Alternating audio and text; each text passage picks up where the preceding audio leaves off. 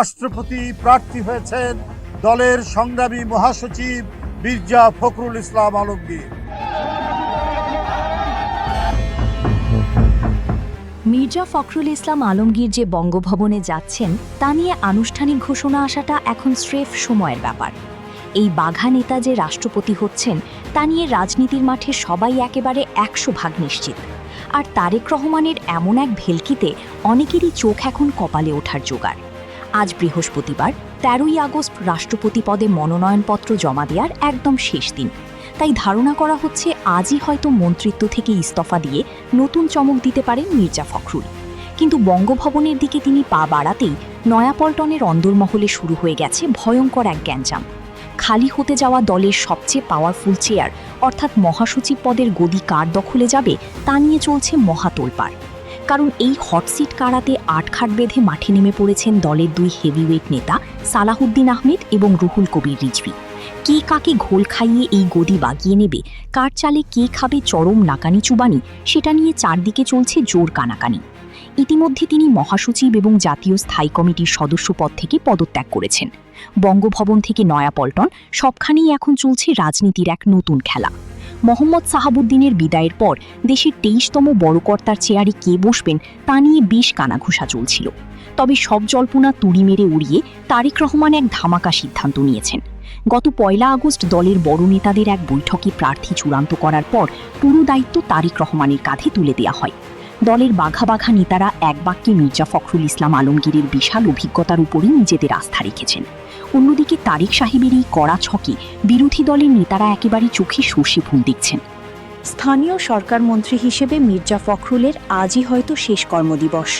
গত মঙ্গলবার 11ই আগস্ট সচিবালয়ে শুভাকাঙ্ক্ষীরা যখন তাকে ফুলেল শুভেচ্ছা জানাতে ভিড় জমান, তখন তিনি বেশ চতুর খেলোয়াড় হিসেবে নিজেকে দারুণভাবে সামলে রেখেছেন। বেশি লাফালাফি না করে হাসি মুখে শুধু একটি কথাই সবাইকে বলেছেন, আগে কাজটা শেষ হোক, তারপর দেখা যাবে। ফখরুল সাহেবের এমন পরিষ্কার ইমেজ এবং দীর্ঘ টানা লড়াইয়ের পুরস্কার হিসেবেই বঙ্গভবনের লাল গালিচা তার জন্য এখন পুরোপুরি প্রস্তুত। ভোট নিয়ে এখন আর কারো বিন্দুমাত্র সন্দেহ নেই, কারণ দেশের আইনের 70 অনুচ্ছেদের কড়া নিয়মের কারণে বিএনপির কোনো সংসদ সদস্য দলের সিগন্যালের বাইরে গিয়ে অন্য কাউকে ভোট দিতে পারবেন না। জাতীয় সংসদে বিএনপির ঝুলিতে রয়েছে পাক্কা 250টি আসন, যেখানে জামায়াত জোটের কাছে মাত্র 90টি আসন। ফলে অন্য ক্যান্ডিডেট কর্নেল অলি আহমেদের স্বপ্ন ভোটের শুরুতেই একেবারে তাসের ঘরের মতো ভেঙে পড়া পুরোপুরি নিশ্চিত। কর্নেল অলিকে তার পকেটের ওই 90টি ভোট নিয়েই চরম ঘোল খেতে হচ্ছে। আগামী 16ই আগস্ট যাচাই বাছাই এবং 18ই আগস্ট নাম প্রত্যাহারের পর 20শে আগস্ট সংসদ ভবনের ভেতরে দুপুর 2টা থেকে বিকেল 5টা পর্যন্ত কেবল ভোট গ্রহণের নিয়মটুকু পালন করা হবে। অন্যদিকে বঙ্গভবনে পা রাখার সাথেই দলের নিয়মকানুন অনুযায়ী মির্জা ফখরুলকে বিদায় জানাতে হবে তার 10 বছর ধরে আগলে রাখা মহাসচিব পদকে। আর এই একটি মাত্র বড় আসন ফাঁকা হওয়ার খবরই নয়াপল্টনের চারপাশের বাতাসে ধরিয়েছে বড় ধরনের কাঁপন।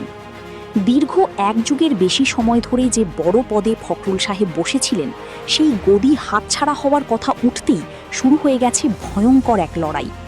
দলের ভেতরে ক্ষমতার দখল নিয়ে এখন এমন এক লঙ্কাকাণ্ড শুরু হয়েছে, যেখানে সালাহুদ্দিন আহমেদ এবং রুহুল কবির রিজভীর কট্টর সমর্থকরা একে অপরের পেছনে গুটি চালতে রীতিমতো উঠে পড়ে লেগেছেন। মোট কথা, খুব চতুরভাবে একে অপরকে ল্যাং মারার সব রকম ফন্দি আঁটা হচ্ছে। হঠাৎ করেই জামায়াতের বিরুদ্ধে রিজভী সাহেবের একের পর এক কড়া তোপ দাগা এবং অন্যদিকে সালাহুদ্দিন আহমেদের বিরুদ্ধে ভারতের গোয়েন্দা সংস্থা রয়ের গোপন খাতিরের খবর বাতাসে ভেসে আসা মোটেও কোনো কাকতালীয় ঘটনা নয়। মহাসচিব পদের এই কঠিন দৌড়ে একে অপরকে সাইডলাইন করে দিতেই পিছনে বসে এসব রক্তচাপ বাড়িয়ে দেওয়ার চটকদার অভিযোগ সামনে আনা হচ্ছে। সালাহুদ্দিন আহমেদের অতীত ইতিহাস ঘাটলে চোখ কপালে উঠতে বাধ্য। তিনি আগে বিসিএস ক্যাডারে সরাসরি চাকরি করতেন। সেই চাকরি ছেড়ে রাজনীতিতে এসে 1991 সালে বেগম খালেদা জিয়ার এপিএস হিসেবে কাজ করার বিরাট অভিজ্ঞতা অর্জন করেন। কক্সবাজার থেকে বারবার ভোটে জেতা এবং পরবর্তীতে যোগাযোগ প্রতিমন্ত্রীর দায়িত্ব সামলানো থেকে শুরু করে দলের একদম উপরের সারির নেতা হওয়া পর্যন্ত সব মিলিয়ে তিনি একজন অত্যন্ত দাপুটে এবং শক্ত প্রতিদ্বন্দ্বী।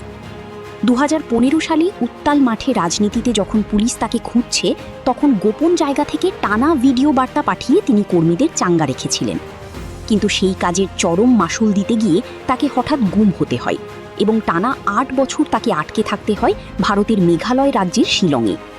আর ঠিক এই জায়গাতেই প্রতিপক্ষ তাকে আটঘাট বেঁধে কাবু করার চেষ্টা করছে। নেটপাড়ায় জোর গলায় ছড়ানো হচ্ছে যে শিলংয়ে নাকি তিনি মোটেও কষ্টে ছিলেন না, বরং সেখানে বেশ বহাল তবিয়তে আরাম আয়েশে দিন কাটিয়েছেন।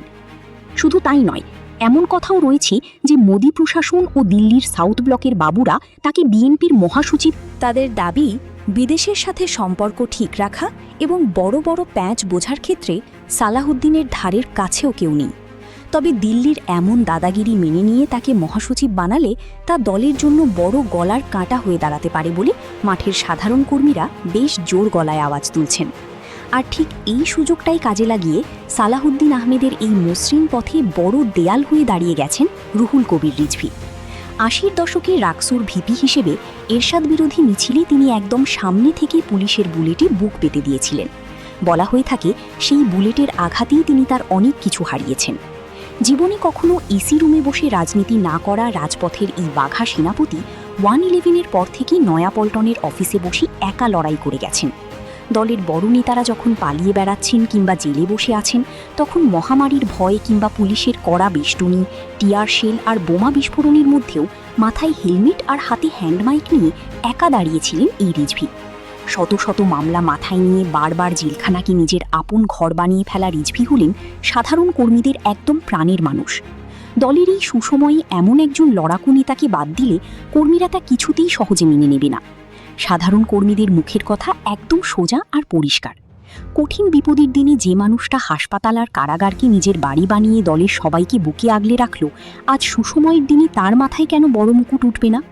রিজভী যদি দলের সবচেয়ে বড় চাবুক হাতে পান, তবে বিদেশি শক্তির হাতে নাকি দড়ি দিয়ে ঘোরানোর চেষ্টা এক মুহূর্তে মাঠে মারা যাবে।